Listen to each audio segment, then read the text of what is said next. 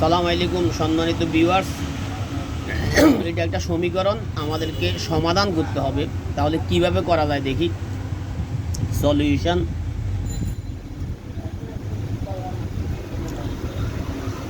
4 to the power 2x minus 10 equal to 5 to the power x minus 5।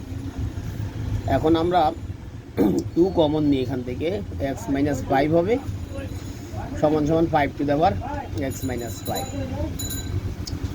এখন যেহেতুটা পাওয়ারটা গুণ অবস্থা আছে, তাহলে আমরা এটাকে এইভাবে লিখতে পারি যে 16 to the power x minus 5 5 to the power x minus 5।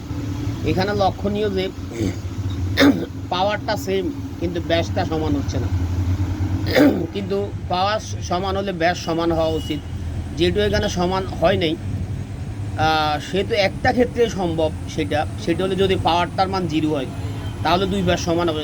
16 to the power 0 is equal to 1, 5 to the power 0 is equal to 1। তাহলে আমরা লিখতে পারি, অতএব লেখা যায়, আমরা অতএব লিখতে পারি x minus 5 সমান সমান 0 বা 1 সমান সমান 5।